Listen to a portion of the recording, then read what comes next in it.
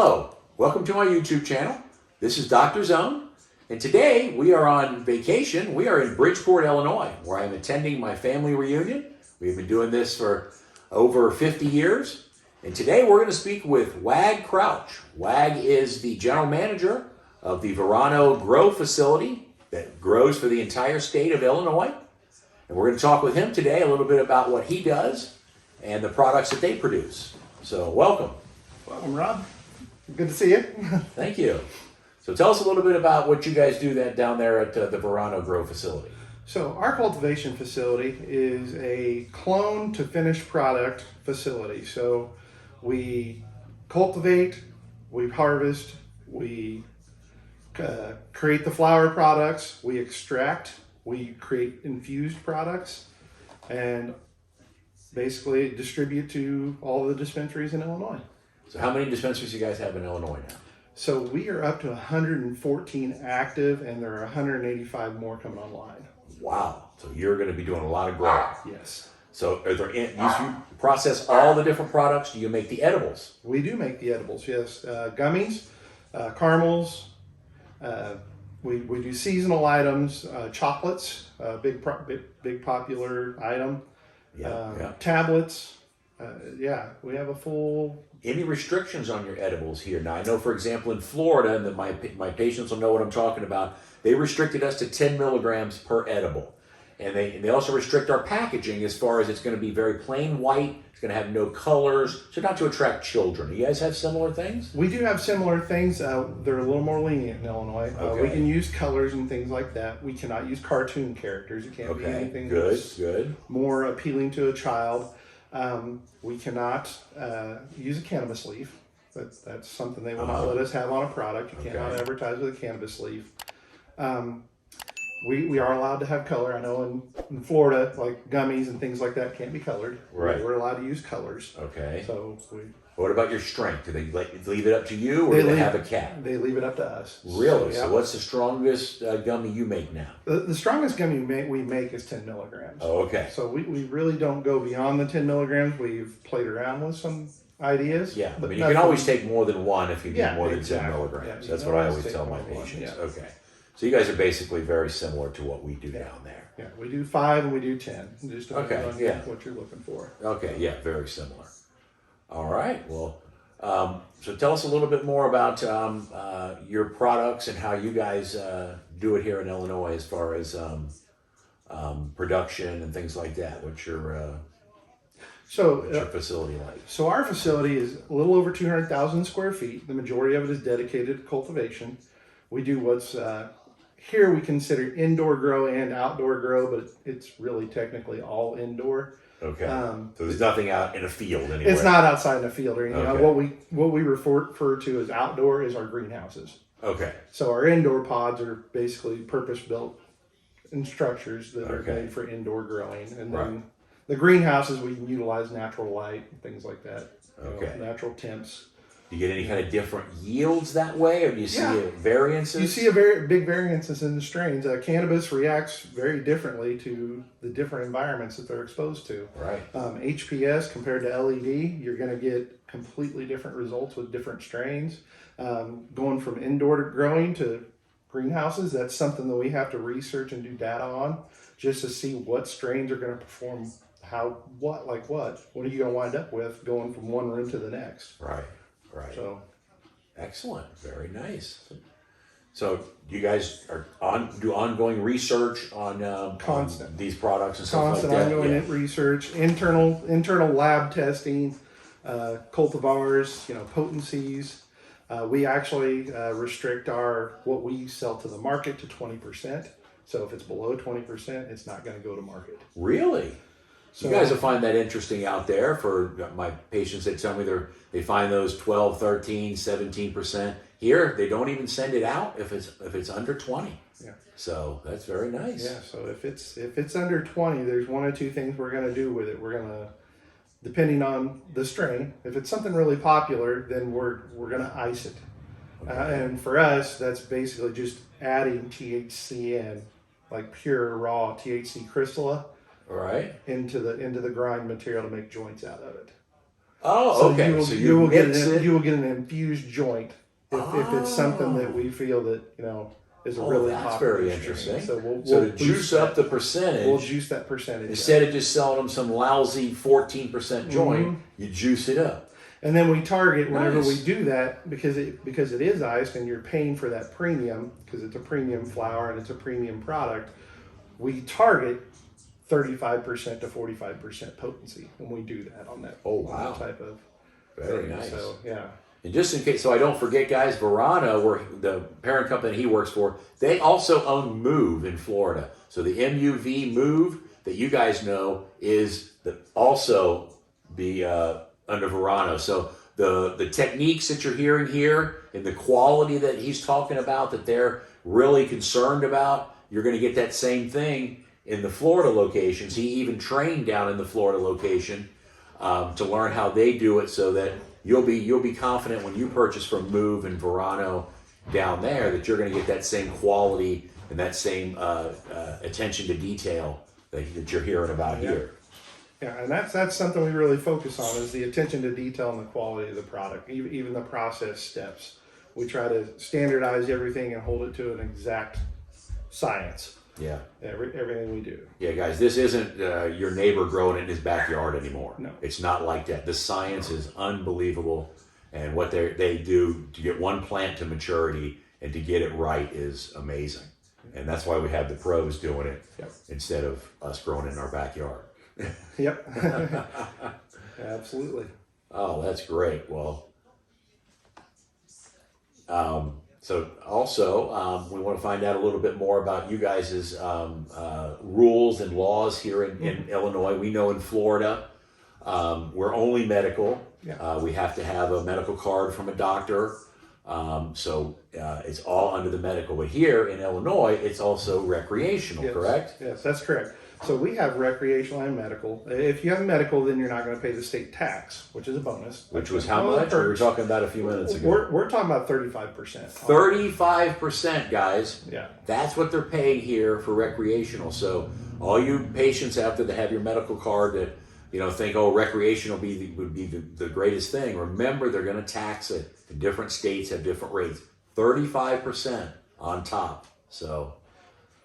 And that's one of the biggest challenges for a growing company like ours is we want to standardize everything we do across the board, but the states are all over the place. Yes. So quality standards and things like that, et cetera, our testing limitations are different from state to state to state. Now, fortunately for us, when you get quality flour from inside Illinois, we have some of the tightest regulations on testing procedures and what is allowable. Oh, nice. We are tight. I mean, there's not a lot of wiggle room for us. Good. So that the state is holding them to a higher standard, so that you're going to get the best quality products. So that's excellent. So they're working for you. Yep, absolutely. It's test after test after test. I mean, we test internally. We send it off to third party. Sometimes we'll decide, we're going to do an R&D test. So we're doing research and development testing. We'll give them a specific thing we want to see inside the product. Yeah. And we'll get that test back so we know, okay, we're heading in the right direction, or that really didn't have much of an impact on the quality of our product. Yeah. So you guys, we don't always see behind the curtain. We just walk into a dispensary, we see the product, it's 22% great. We don't see what goes on behind the work that these guys put in, the knowledge that they have, the schooling that they've done to get all of this so that they can bring us this great flour that we see every day, these great products that just seem to work. You go to those dispensaries and get these quality products. The vape carts work, the disposables work. So it's a real pleasure, especially for us that lived through times when those weren't available, to have not only quality products, but quality people to help us guide us through the system, that are always looking out for us. Guys like WAG here that are spend every day making sure that every product in the state of Illinois is of the highest quality. So. Ask him qual o trabalho, o que ele faz. O trabalho dele. What did he work? So tell us a little bit about what you do on a day-to-day basis there at Verano to ensure that quality is always the highest. So my day basically starts out. I'm heading to the production floor, and I'm making my lap throughout the facility. I'm checking in with all my managers and all Now, my when you departments. say production floor, are we talking about a big warehouse full of plants? So when I say production floor, I'm talking about my departments that are actually manufacturing the finished goods. Okay, so they're taking the already mature cannabis and turning it into the products. And the only reason I hit the production floor first is because that's what you come into first when you come and enter the building. So I start making my lap around the building. Gotcha. And I'm checking in with each department, making sure what their schedule is. Is their schedule clear, and are there any issues that we've came into already for the day? And then I head out through the cultivation areas.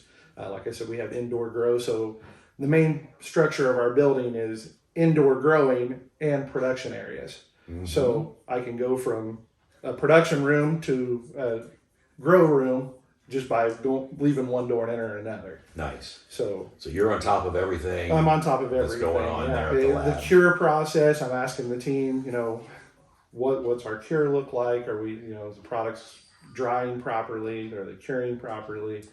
Tell our people out here, how long would you have to dry? From the day you take it out of the ground, how long do you have to dry it? So depending on the strain, that's very strain dependent. So once we harvest and we hang to dry, you're looking at anywhere from 5 to 11 days, just depending on the room condition and what the harvest was like yield wise. Are we, after 5 days, are we like checking on a daily basis? Yes, after 4 days, we immediately start to checks. check. Okay, so after 4 days in hang, my team is going in and they're doing a standardized check for moisture. With a meter of some with sort? Their meters, yes, with their hydrometers. Right. So they will actually pluck a bud from the plants that are hanging, grind it up, and ours are tabletop meters. So they give us the moisture content, they give us the heat that was applied. It's got to be at least a gram and a half that goes into the machine, and that machine's going to give us the readout on where we are. And you have a range, I would imagine. Yes. Once you hit that range, we're it's looking ready for a to go. range. We're looking for a range. We want to be 12.5% is where we're going. Okay, we're right 12 there. 12.5 or less or more? 12.5 or less. Or less. So okay. 12.5 or less, we're good to go. Okay. If we start to drop below anything like that, then we start to get concerned. Okay. We may have dried out too quickly, or just the buds weren't as dense as what we thought they were. Okay. So that's where the variations come in. That's some great info for anybody as amateur farmers out there. That's some great info. And so for us too, what we've really broadened into is when you come into a store and you're looking at different strains, strain to strain, we haven't treated those strains the same way. So whether they all get harvested the same and they all get hung up to dry the same. But after that point, once we get into post-harvest and production, there's variances between those strains that we handle them differently. The cures are different. The way we bring them down is different. Wow. And we have that all adjusted out, just from collecting data. It's a science. It's amazing. And it's turned into a full-blown production type facility. It's amazing. Yeah. I mean, it's just, we have to realize just a few years ago, everything we're talking about would have to be underground. Mm-hmm. There would be guys with machine guns outside to guard it. Yeah. And everybody would be at risk of going to jail.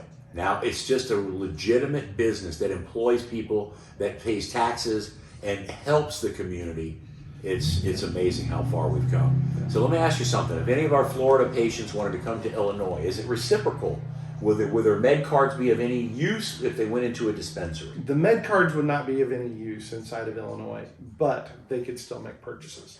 They can make it on the rec side? On the rec side. They wouldn't have access to the medical side. They wouldn't have access to the medical side, Okay. but they could make purchases of the rec side. And rec and medical in Illinois, the products are the same. Okay, So you guys, you're not getting a different product because you're purchasing medical. so you guys can come to Illinois and safely purchase your products at these local dispensaries.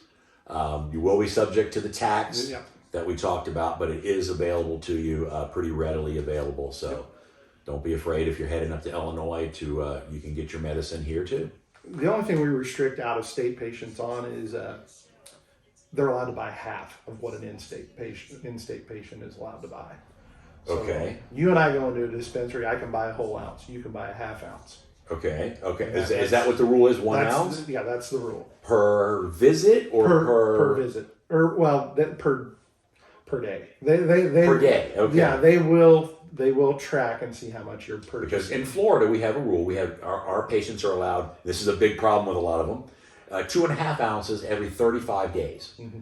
And it used to just give you 35 days and they would put the 2.5 ounces. They just changed it to a rolling accumulation, which has confused everybody. Oh, sure, yeah. It's just a real hassle. And for some people, they use a lot of flour. They tend to run out, where other people never run out because they use a lot of other things. Mm-hmm. So you guys, you could literally buy an ounce every day Yes. if you wanted to. If you wanted to, yeah. Okay, so that would probably help just about anybody stay in flour. An Oh, ounce yes. a day, it's hard to smoke all Oh, that. yeah. Especially with some of the potencies we're putting out. Oh, yeah, It's it'd be, yeah, yeah. unless you're So it's a lot different, and every state's different. You see, you Florida patients that, these things can change, so write to your congressman and, try to get these things changed. In other states, they do it different.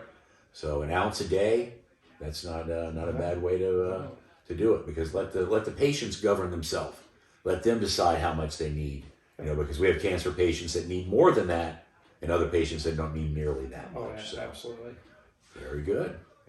And the biggest thing, especially with our family, what I've gotten everybody into is our topical products. Oh, yeah. Balms and lotions and things like that, because, They're so good. I actually produce my patients know we produce a balm, and we purposely didn't put menthol in it. okay. So I don't know about your balms if they do or not, Yeah.